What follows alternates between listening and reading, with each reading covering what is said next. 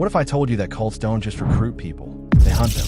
Not on the street, but in hospitals, universities, trauma groups, even rehab centers. And when they find someone who's hurting, isolated, or just searching for answers, that's when they strike. This is the disturbing psychology behind cult recruitment. It's not random, and it's not accidental. Cults have developed strategies to find people when they're emotionally vulnerable, mentally exhausted, or spiritually lost. And once they find them, they know exactly what to say and do to pull them in. This is not just a story about manipulation. It's a story about timing, desperation, and the human need to belong.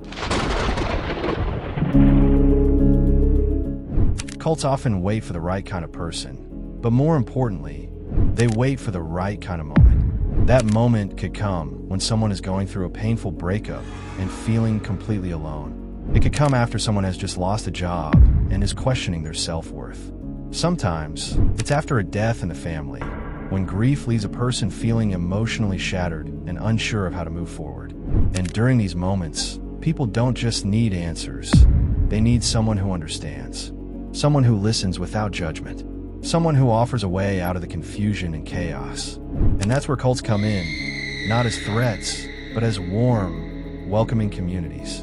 At first, they feel like a safe haven, comforting, familiar, like home. But before you even realize it, things start to shift. And sometimes, by then, it's already too late. It's a common myth that only gullible or uneducated people fall into cults. But in reality, many cult members are thoughtful, curious, and highly intelligent. In fact, cults often prefer to recruit people who are searching for deeper meaning or purpose. These are people who ask big questions, who want to grow, and who believe they can make a difference in the world. But when someone is already going through emotional pain, those qualities can be turned against them. An idealistic person might be drawn to a group promising to change the world.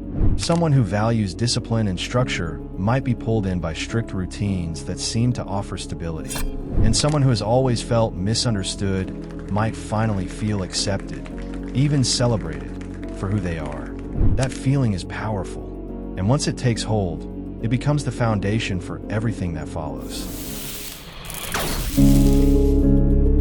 One of the first tactics used by cults is something called lovebombing. This is when the group overwhelms a new member with praise, affection, and constant attention. The goal is to create an emotional high, one that makes the person feel valued, important, and deeply connected to the group. For someone who has been feeling invisible, rejected, or lost, this can feel life-changing. But that warmth doesn't last forever. Slowly, the tone begins to shift. The same people who once offered unconditional love start setting conditions. They begin to criticize outside relationships.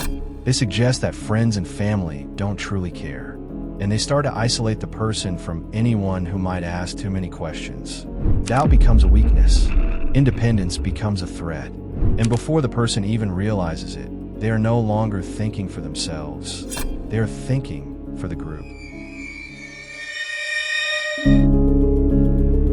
There have been many cases where cults have deliberately sought out people in crisis. In the 1970s, members of the People's Temple would visit hospitals, college campuses, and shelters, specifically looking for individuals who were struggling emotionally. These recruits were not chosen randomly. They were targeted because they were vulnerable, isolated, and in need of something solid to hold on to. In more recent years, a cult group marketed itself as a personal growth and leadership organization.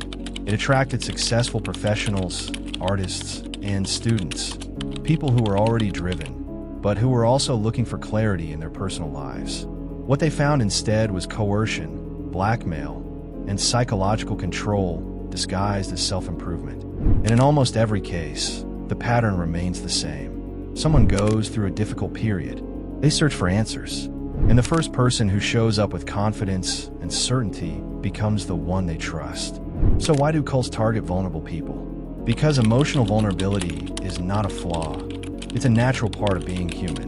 But in the wrong hands, it becomes a doorway.